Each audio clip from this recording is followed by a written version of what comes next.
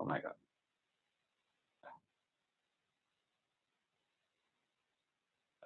Okay. Just a brief note for people, at the bottom of your screen is a Q&A section next to the chat one. Feel free to put in questions throughout the talk in there, and then we'll be able to see and answer them at the end. Yeah. Share screen.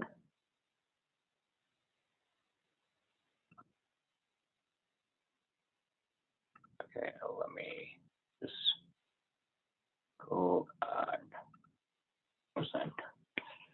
So yeah, can you see my screen? Looks good. Okay, great, thanks. Hi everyone, Divyansh, Kaushik. I'm the Vice President of External Affairs at Carnegie Mellon's Graduate Student Assembly, and yeah, kind of build up on what Jack just said in his presentation, and discuss some advocacy methods on how you can engage, how your student governments can engage, and what best practices to follow. So, there are typically, like I like to say that there are 3 A's of advocacy. That one, you need to be aware. Yeah, like you need to have some awareness. Your own friends, family, colleagues, community, legislators, in the sense that if there's an issue that impacts you or your friends or your family, you need to make your community and legislators aware of that. And then there's advancement, wherein by getting involved, you can help advance a lot of movement on particular issues. You can affect policy change, and it might sound like it's maybe too far, out of the reach, but it's not.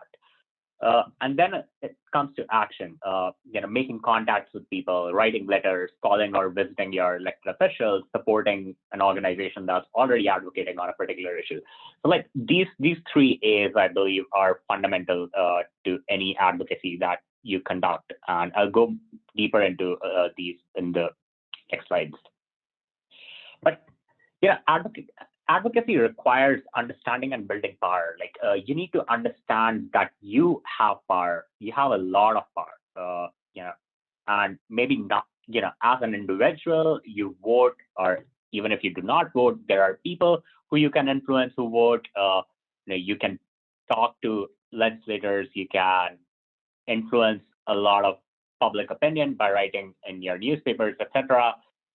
But in terms of organized power, there are 2 types of powers that are very important in advocacy, and that's organized money, which we are pretty much aware of, and organized people, which I think we underestimate in terms of how important that is. And when it comes to advocacy, there are a lot of things that a lot of people do, and that we'll go into detail later in the slides. But just to briefly go over them, you can have advocacy visits and have personal interactions with people, with your lawmakers, legislators. You can call their offices, you can fax them, you can conduct town halls at your university, you can invite them to your campus. Like they love to interact with their constituents. You can write letters, postcards, you can organize letter writing events, have students write multiple letters, organize rallies, protests. You could write letters to the editor, you could write an op-ed, you could have boycotts, as we recently seen in Georgia. And there are plenty of other ways to advocate. So, if you are a student government, or if you are part of a student government, there are 4 key elements to actually engage in effective advocacy. One, having an external affairs committee, or whatever name your committee goes by, having a policy platform, having a tracking procedure for legislation, as Jack just mentioned, congress.gov or GovTrack, and having a network of contacts. So, what does an external affairs committee look like? For one, it deals with issues for which an external solution is possible / the best choice. And these issues may have an on-campus solution, but that's not the purview of this committee. For instance, this place is for all the people on your campus who have an interest in policy issues. And it includes both people who contribute to content, development of platform, or policy statements or letters, or executors of advocacy themselves, attending legislative action days, calling members of Congress, etc. So it dedicates time to developing both of these skills. So if you don't already have one, this would be a good place to start. And if you have one and you're not already part of an external affairs committee, then again, this would be a good place to start. Some examples could be, well, why aren't there more bike lanes in Pittsburgh? Or, why doesn't CMU subscribe to Journal X anymore?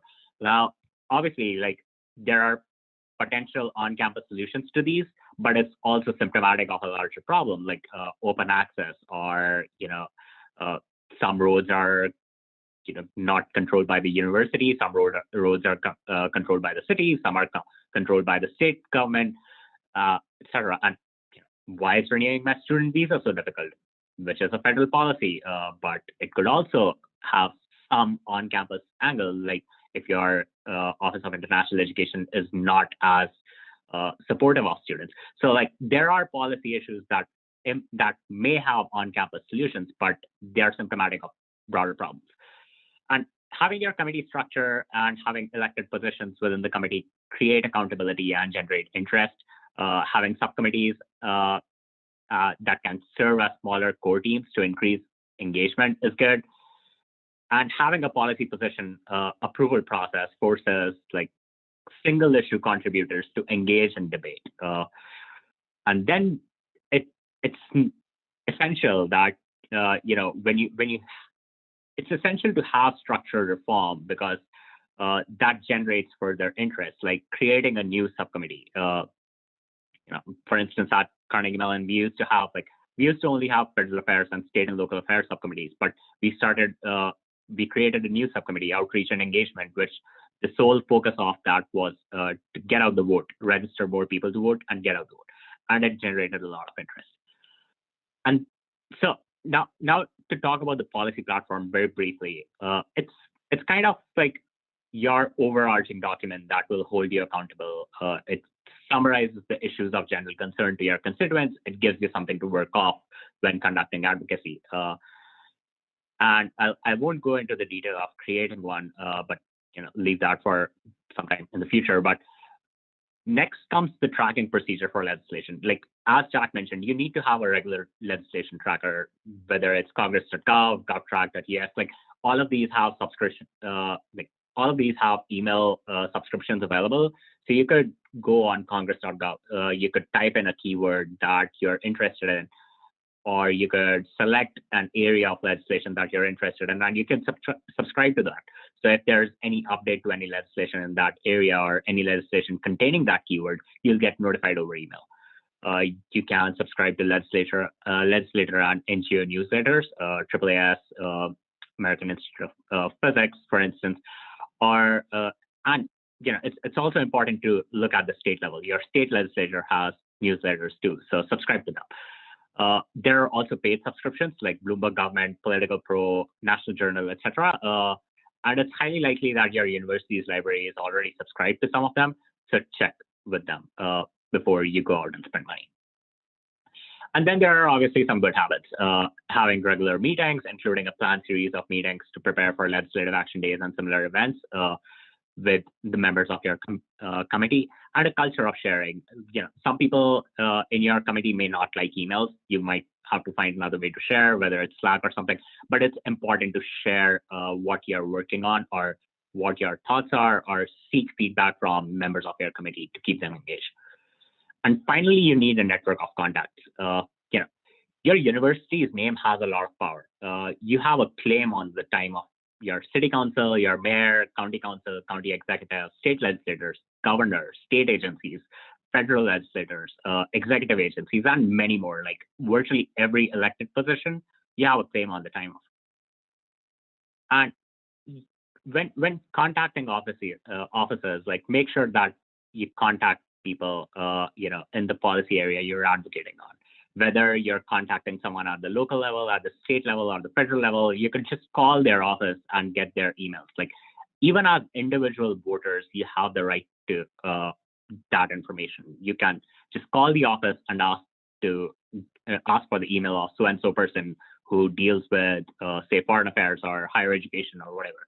And there's obviously like a pretty easy way to look up House and Senate emails because there are templates.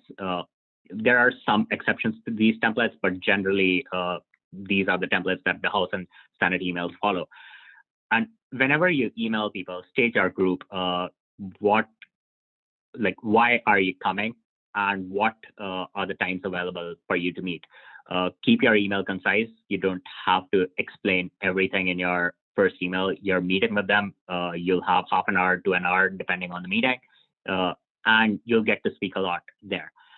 And then follow up if you don't get a reply after a week. But also remember that it's not just you who are advocating. Your university also advocates. And sometimes the university and the students may have very different policy positions, particularly on issues such as unionization or Title IX. But your university has a lot of government, has a government relations office that already has a lot of contacts. And despite some disagreements, there are most policy issues where you agree on. So they would be more than willing to collaborate with you. They would have good contacts for you. They can be very useful to develop strategy. They've been doing it for a long time. And they might also have different federal relations or community relations offices. Take advantage of them, collaborate with them as much as you can. And it's very important to know your constituents. So hold discussion meetings, conduct surveys. Your position on policy issues should inform your stance, on the issues as they develop, as your constituents tell you. If you have an approval process for policy positions, make sure all your contributors know about it, and be aware of what's going on. Read the news every day. Sign up for your legislators' newsletters. Dig into primary sources and reports. If you find something that's interesting, whether it's a bill, it's a think tank report, or statement some other organizations have made, read into it. Look out for what other people have written about it. Look out for if there are any other reports or bills that look into the similar, look at the same issue, and then try to decide your position based on what's best for your constituents. It's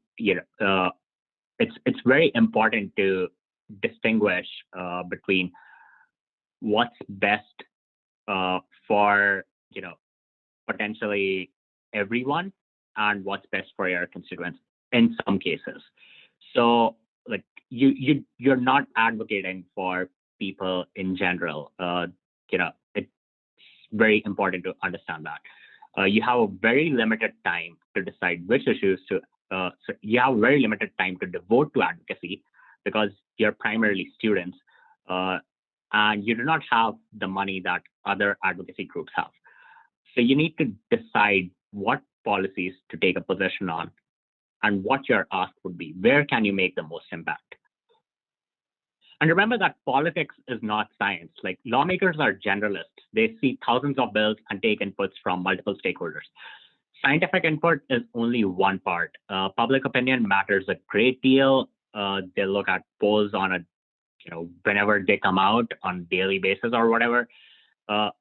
Economic aspects are crucial. A lawmaker with most jobs in mining would likely not vote for something that takes away the mining industry from their state.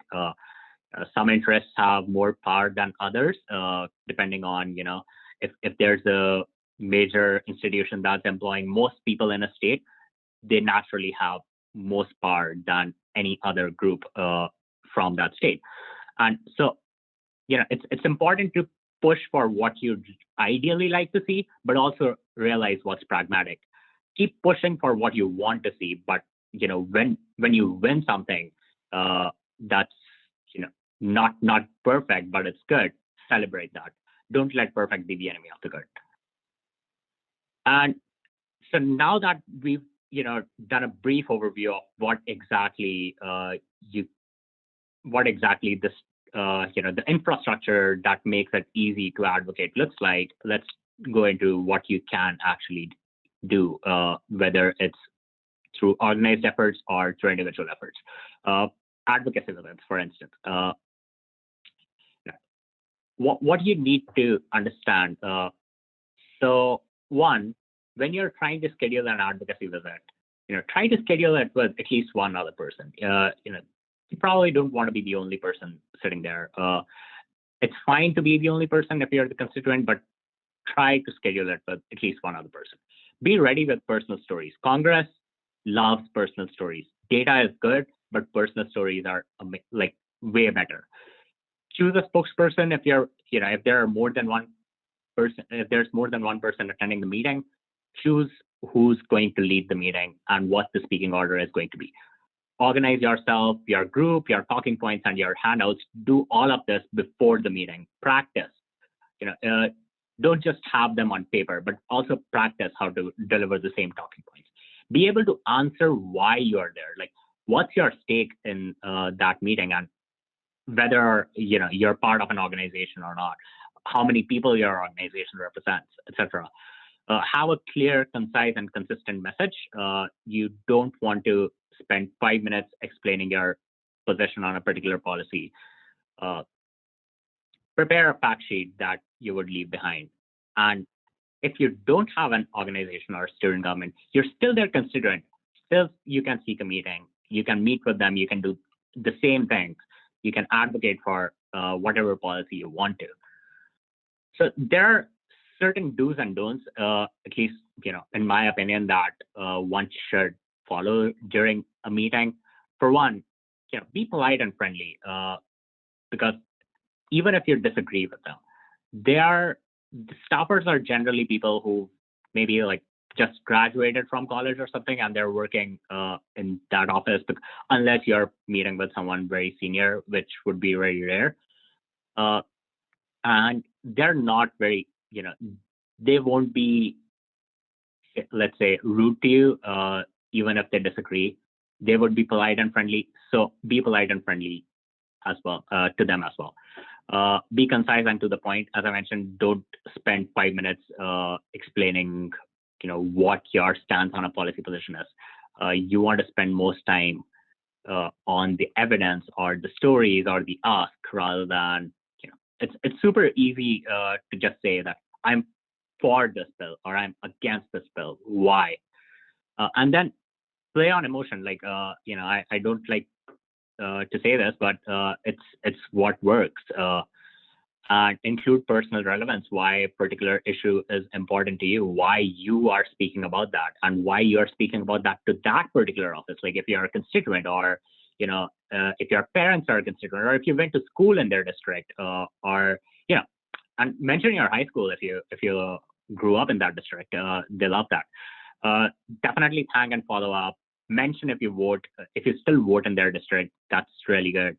And do remember that it might take like multiple contacts to even make any impact. So don't think that, oh, I had this meeting, but nothing happened. Don't feel let down. And the don'ts are, again, like very similar, like just the polar opposites. Don't be angry with them. Don't be hostile. Don't threaten anyone. Don't overload anyone with information. You need to keep it simple. As I mentioned, they are generalists. People who you'll be talking to have very wide portfolios. They might be dealing with higher education. They might also be dealing with agriculture. So you need to deliver the message. You need to hit home in as few words as you can. And then don't take up too much of their time. Don't lose credibility with them, because you don't it's not just one meeting that you want to take with them. You want to build that relationship for the future. Don't be dishonest. If you don't know the answer to anything, don't make it up. Don't exaggerate any stats. Just be honest with them. If you don't know anything, say, I don't know, and I'll get back to you. What else to remember? Leading through nonpartisanship is very important. If you attend meetings and you're taking a partisan stance, like sometimes partisan stance is required. It's what the policy demands of you, because it just so happens that it's confounded. One party is supporting what you agree with and the other is not. But wherever it's not the case, do not be partisan. Like, do not go out and say that the other party is bad, or all the other folks who are opposing you are bad, etc. Like, leading through nonpartisanship is very important to build those relationships. Remember that you are the experts. Whenever you are in a meeting, you are the experts on that particular issue. As I mentioned, that particular staffer you're talking to is probably handling 18 to 20 different portfolios. If you're talking to someone in the House, maybe 5 to 10 portfolios if you're talking to someone in the Senate. Don't shy away from emotion or personal stories. Personal stories make a lot of difference, like a lot. They love personal stories. Don't be defensive if someone's making a counter argument to something you just said. Don't be defensive. Acknowledge that it's a possibility. Provide your view on that without sounding defensive. Be gracious and polite. Legislative staff are humans too. It's okay not to know the answer. As I just said, just follow up. Respectfully ask for accountability. Like, you are the ones they are accountable to. You have the right to hold them accountable, and listen very carefully to their responses. Ask for their commitment and support, but most importantly, thank them for the time that they've spent talking to you, and definitely exchange business cards. It might sound very outdated, but no, definitely do. And as I mentioned, like, it's very important to have a solid ask, have a concrete ask when you're talking to the various members or of Congress, or even your city council. So what exactly is this ask? Like, what exactly could an ask be? For one, you could ask someone to support or oppose a pending legislation. You could, for instance, if there's a bill that you really think needs to move, for instance, say the U.S. Citizenship Act that Senator Menendez and Representative Sanchez came up with. So if you want someone to co-sponsor that bill and they haven't already, you could ask them to, support that legislation or sign up as a co-sponsor. Or if there is no legislation in that area, if in an area that you are interested in, for instance, HEA reauthorization, there is nothing right now. Obviously, it's likely that it will come from the committee chairs, but you could ask anyone to be a primary sponsor or champion new legislation.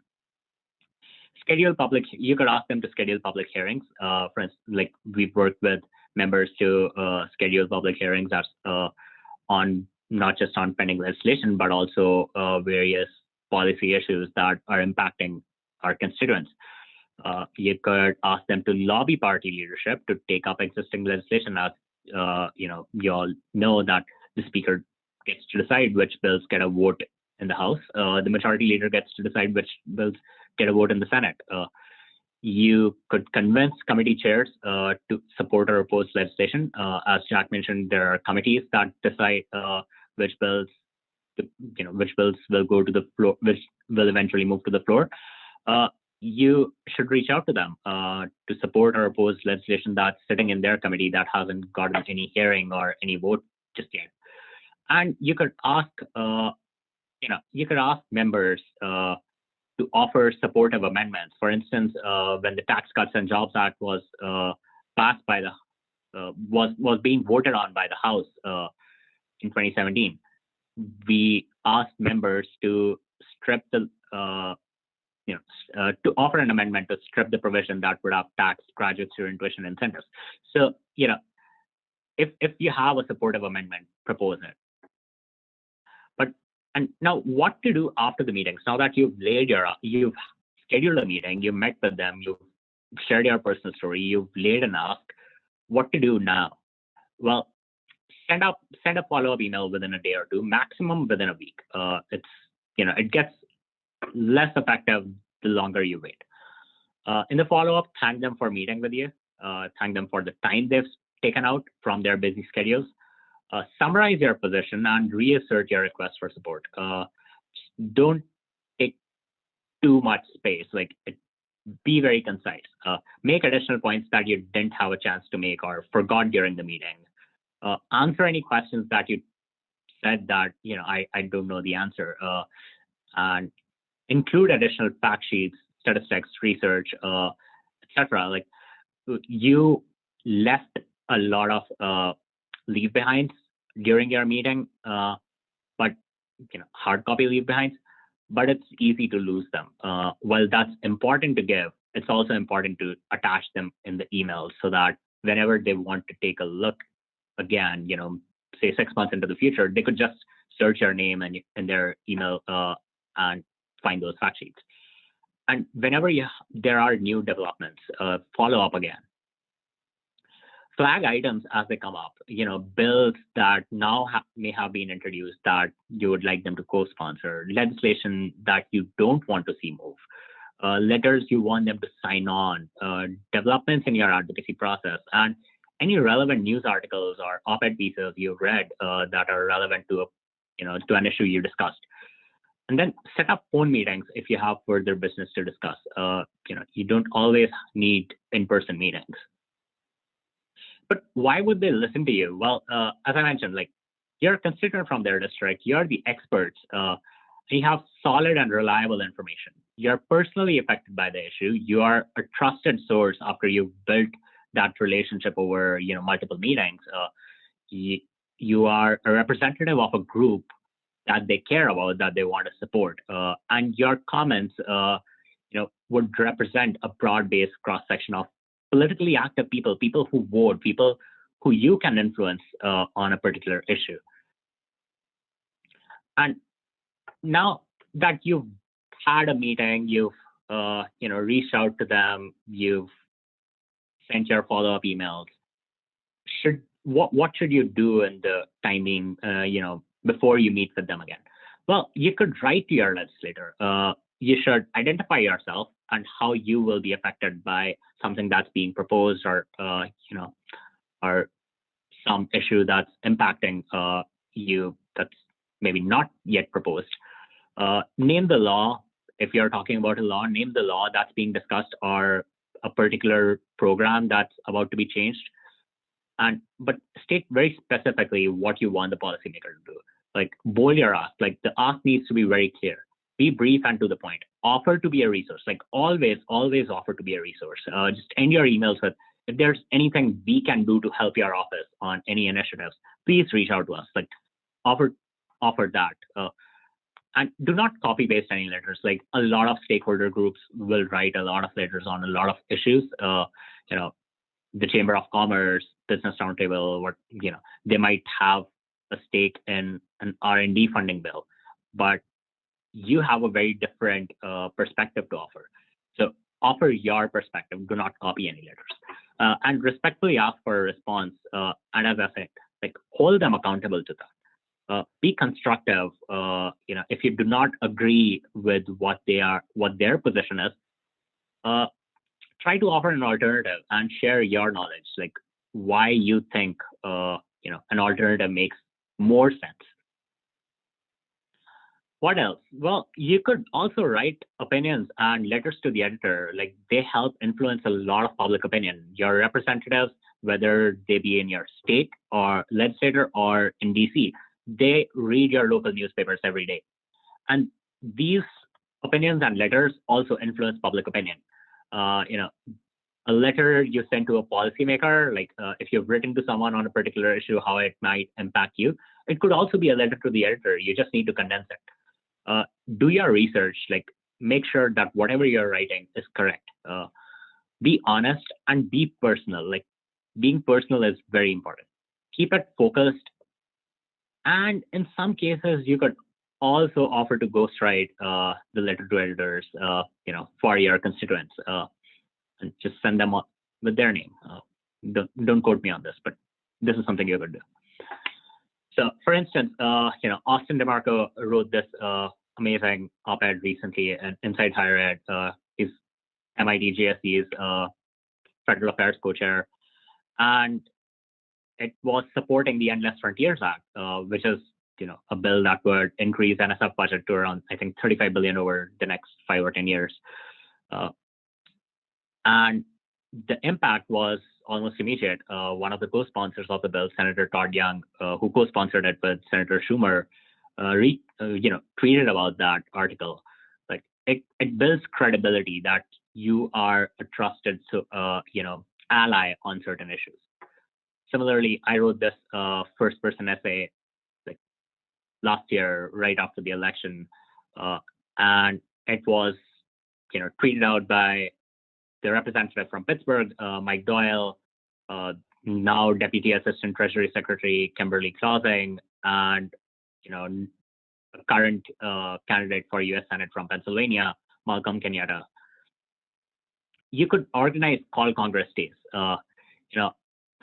When we were in the middle of the Tax Cuts and Jobs Act fight, over 300 calls were made from CMU on a single day against the Tax Cuts and Jobs Act. We asked people to call, we gave them a template, but asked them to customize it accordingly, according to what they want to actually say. Students shared why they were calling Congress. They called their own representatives. They called their representatives from Pittsburgh, from Allegheny County, and from Pennsylvania as well. If you were born in California, you don't just have to call the people in California. You currently live in Pennsylvania.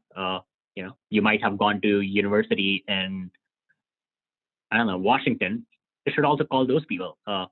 When we were fighting, when we were in the middle of the fight with ICE this summer, technically I was interning in Seattle, even though I wasn't in Seattle. But I still called my representatives from Washington, and they took my call. So organize and have a script, as I said, but speak naturally, adapt the script to specific points that you'd like to make. If you are being impacted by an issue, speak to how you are being impacted. Or if your friend is being impacted, speak to how your friend is being impacted. And explain why you're calling and about what issue you're calling. Be very polite. Those are probably interns who are taking the calls. They probably don't even have a position on any issue. So be very polite to them, and stick to one issue. Don't want a call about 3 issues or something. Urge action and accountability. Again, I would once again focus on accountability. They're accountable to you. And at the same time, call only your own lawmaker. There's a general tendency on social media where people would post phone numbers of, almost every lawmaker and ask everyone to call everyone. That doesn't help. That in fact hurts the issue because their own constituents can't get through to them. So now, if someone from Texas is hearing from someone from Pittsburgh, and I have no relation to their district, they'll just not take any notes or pass on what I told them. But if I'm calling my own representative, they would take notes. They would pass it on to the representative or the senator at the end of the day, and they would care about what their constituents are, what their constituents' needs are. But at the same time, maybe your parents live in that particular district in Texas, and you should call them. You should call that particular representative and tell that your parents still live in their district, and and that is why you're calling, because that's something you care about. Or you could also, you could have gone to school in some other district, and you should call that person and tell that you went to university in their district, and you're interested in what their views are, or you're asking them to advocate. Have photo campaigns. You don't really need organized efforts for these. You could do it yourself, but organized efforts are really good. So humanize the issues. Talk about your research, how things affect you. Share them on social media. Share with your Office of Government Relations. Ask them to uplift them whenever they are meeting with members. So this is an example of a photo campaign we organized during the Tax Cuts and Jobs Act fight. How various students' stipends would decrease, or how their net income would decrease if particular, the provision of taxation was passed. Conduct district visits. If you can't go to DC, say if you're in Hawaii or if you're in California, you can't go to DC. Well, your members have offices in your districts too. So go to the district office. That's just as good. So talk to them wherever you can. Help with congressional testimonies. So this is, for instance, Brenda Flandes. She used to be the vice chair of external affairs for University of Pennsylvania's Graduate and Professional Student Assembly, and she testified to, against the Tax Cuts and Jobs Act provision that would have tax graduate student stipends, and it wasn't something that we approached their office for. It was just that she wrote an op-ed in her local newspaper, and one of the representatives reached out to her that, their offices reached out to her that we saw your op-ed and we'd like you to testify in this hearing. So that this connects to, writing, sharing your own personal stories. And then this is a very recent testimony that we had on the impact of COVID-19 on university research, that where a Carnegie Mellon PhD student testified to how it impacted himself, how COVID has impacted his research.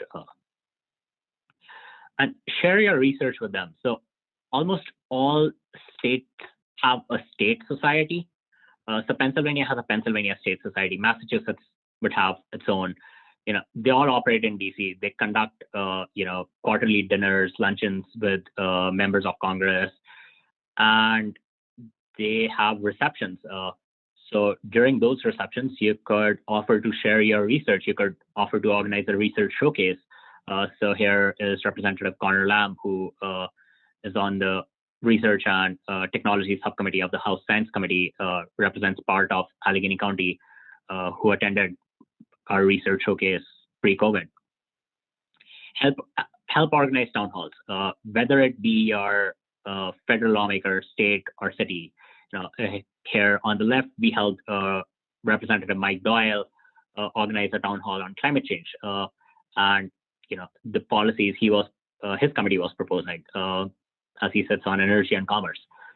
On the right, it's a town hall we organized on city, on local issues, transit, landlord-tenant issues, bike lanes, etc., air pollution, with City Councilwoman Erica Strasburger.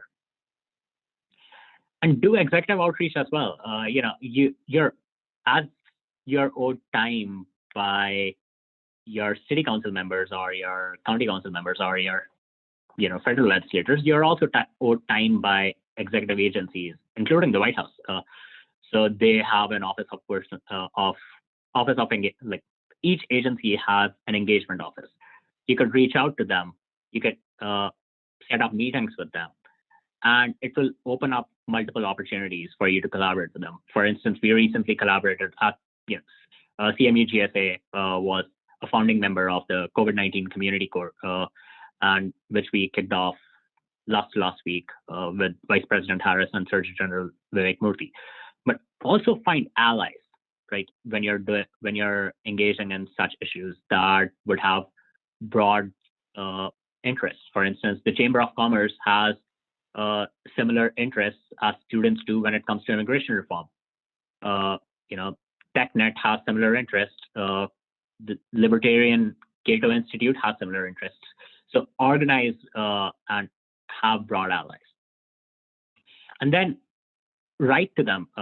Here is, for instance, an example of a letter that over student governments at 72 universities wrote to President Trump to not suspend or do away with the OPT program.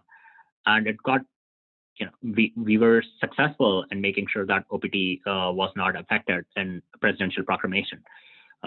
Write public comments, join other universities in writing them, whether it's an issue that is higher ed related, is science related, or in general impacts the quality of life of your constituents. You are valid stakeholders in that process. Perform judicial advocacy. Oftentimes there would be issues, where someone would be suing the government or someone else, but you have a vested stake in. For instance, here MIT and Harvard sued ICE and the Department of Homeland Security in last summer, and over 15 student governments at over 15 universities organized together to file an advocacy brief in that case. Do state level advocacy. It's not just federal advocacy that makes difference. Do state level advocacy as well, and join with other universities in your state because collective action is very good. Reach out to your governor, talk to them about issues that are state specific, and do local advocacy. Whether it's having your city council issue proclamations, as little as that, because having them issue proclamation on an issue, that's important, or an event that's important, it's a pretty low-key ask. Like, they'll be happy to do that.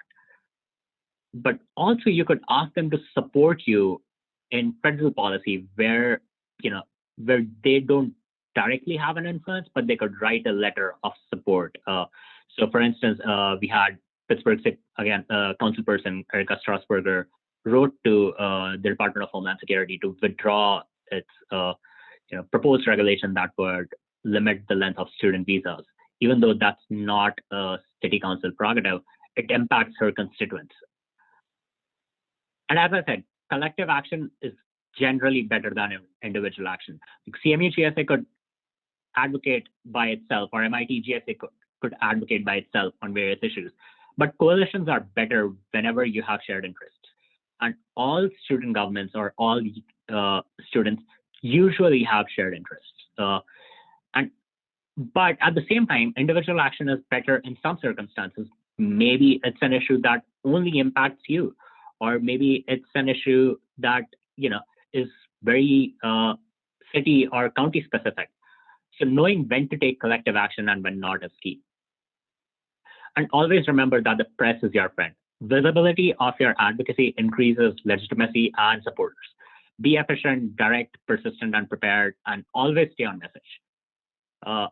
And here's, for instance, some examples of how our advocacy has been featured in various media outlets, and it makes a lot of difference when you could flag these articles for lawmakers that, hey, the Politico wrote about it, or the New York Times had a really interesting article, or PBS had a really interesting article that I think you would be interested in. Here's again, we built a lot of pressure during the tax hike movement through media pressure. Here's Katie Schullenberger, who used to be a part of MIT GSC at the time, and on the right, we got Mother Jones to actually reach out to multiple student governments at universities to talk about how they are advocating on campus and off campus, like to fight against the Title IX rules that Betsy DeVos wrote. And I'll just end this with this quote from Frederick Douglass, which is kind of like my North Star for advocacy. And yeah, I'll be happy to take any questions that have been posted.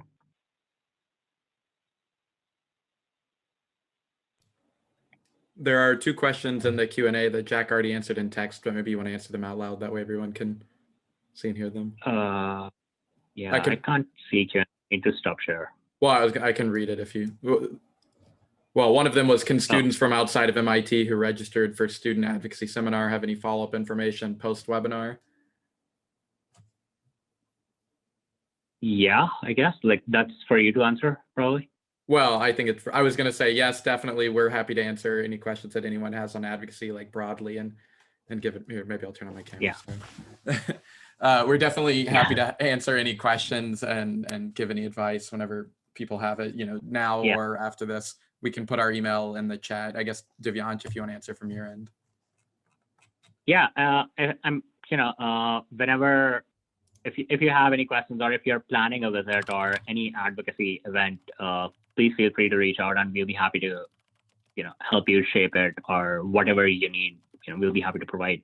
But at the same time, it's as I said, like collective action is really good. So try to find other universities that would be able to support you in the same policy issues. And whether it's MIT or CMU joining hands with you, or having another university from your state, I think like that's also really good. Yeah, I guess I'll just add on to that slightly and say like MIT GSC and CMU GSA collaborate a lot on stuff, but that's just because we're on the same wavelength and we value really having partnership. And it really just, there's no point in two people independently saying the same thing. If you can say it together, your voice, you get more than double the voice and double the impact. So broadly, like collaborate, and we're happy to work with y'all on that. The other question that was asked was, who in the congressional offices are you speaking to when you call the legislative correspondents? Yeah. So when you call their offices, you're not really speaking to the legislative correspondent. You're probably speaking to a staff assistant, and you could ask them who handles a particular issue. So, for instance, during the fight around ICE regulations in July, I just called Pramila Jaipal's office and asked for who handles immigration issues. And they pointed me to the person who handles them. Like, they could be a legislative correspondent, they could be a legislative assistant, or depending on the priority that issue has in that particular office, that issue could also be handled by the legislative director themselves. So they'll provide you the email and the contact information of the relevant person. Yeah, I guess slightly different though. If you just call like for a campaign, like say you're doing like a call Congress Day or something, then the standard person that answers the phone is probably going to be somebody extremely junior in the office, probably an intern, but they will, if they consider it relevant for their office. So if you're, have a legitimate connection or a constituent, whatever, they'll record that down and they'll pass it on as well. And they keep a log on like certain issues, like who's calling in and what side of it they're on. So even if you're not looking to have longer extended meetings and you're just looking to like, contribute to a call campaign, like it's still even the people that are answering it, despite being junior, will still take you seriously and it'll get up the chain. Yeah. And there's another question. Your work with TCTA was really interesting. As I understand it, most students on F1 visas cannot claim the standard deduction when filing their taxes. Do you think this is the kind of issue that is worth doing advocacy for? Benjamin, do you want to first answer this? I guess I can't speak directly on the F1 visa side since I'm a domestic student and file my taxes as such. I definitely think that international student issues are something broadly that we're very concerned about. This is something that I would say over the last year, we've been forced to do increased advocacy on, not in a proactive manner, but in a reactive manner. Say broadly, reactive advocacy is stopping bad things from happening, and proactive is trying to get good things to happen. And it's not a good time whenever you have to stop bad policies, right? That means you're not moving forward, you're just stopping moving back. And international students were definitely under a lot of pressure this past year. We're definitely going to be doing proactive advocacy on that front. We don't have a position, I guess, on this, so I haven't thought about that specific topic in too much detail, so I don't want to speculate. But and I think like whenever such an issue arises where you're not entirely sure whether it's something you should be like, whether it's something worth advocating for or not, like whenever you're meeting with officers, one thing you could always do is towards the end, you could briefly discuss that issue, and instead of making instead of saying that this is your particular position or this is your ask, you can ask what their views on that issue are. And that would give you a general sense of where lawmakers are coming from. If they are interested in that issue, then that gives you a signal of, whether you should, double down and follow up on that particular thing or set up another call to discuss it. So that's a pretty good way of, testing the waters before you dive in it. Yeah, I would say that, I don't want to get into the specifics of this question too deep, but there are a lot of countries that have tax agreements with the US. So I think that statement that F1 visas cannot claim the standard deduction, that may be true, but it may not be like the full impact on the student. If they're, already going through a tax agreement anyway, it doesn't matter if they can or cannot claim it. That's not to say it's not worth looking into. I think it's definitely an interesting idea and something I'll look into more in the future. I claim standard deduction every year. I'm an international student. US and India have a tax treaty that allows me to claim standard deduction. Yeah, but then again, I think the question is like which countries can't claim it. Is there some inequity? Like there's a lot to dive into with that. But it takes a little bit more. I think like if you want to go into this particular issue and advocate about it, I think the best one way, not the best way, but one way would be to identify which students, how many countries, how many students are impacted at your university, in your state, nationwide. Like you can easily find those stats, how many students from a particular country are studying in the US, and identify the impact, pitch it to your lawmakers that, so these many students are contributing this much money to our economy, etc. Like, but they still can't get, standard deduction, or you have these many constituents that are going through this, that are in this terrible position that they can't have standard deduction. So can you do something about it? And generally the best people about taxes would be the ones who are on Ways and Means. So reach out to them, reach out to the committee staff. I would say committee staff have a lot of input.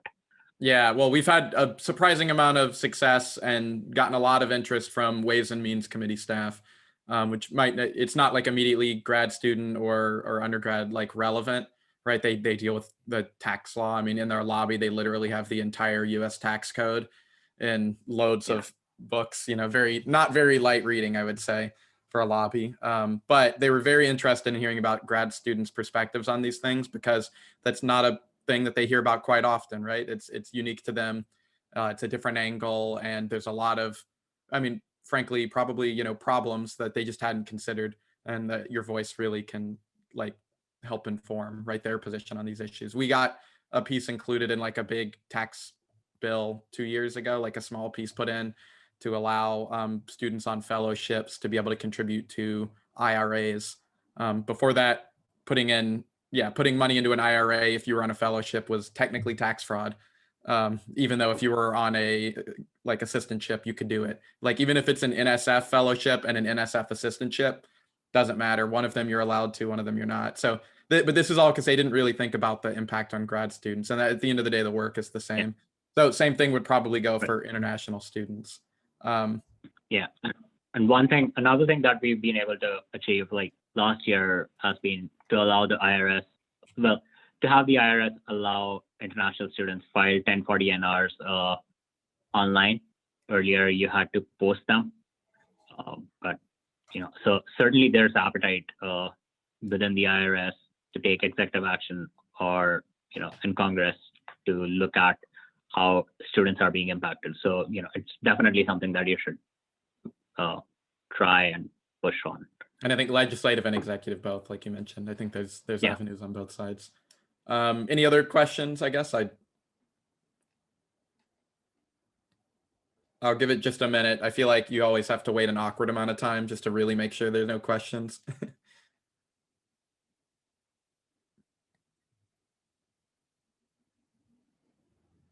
Yeah, okay, I feel like it's gotten awkward now. So we'll go ahead and take our coffee break.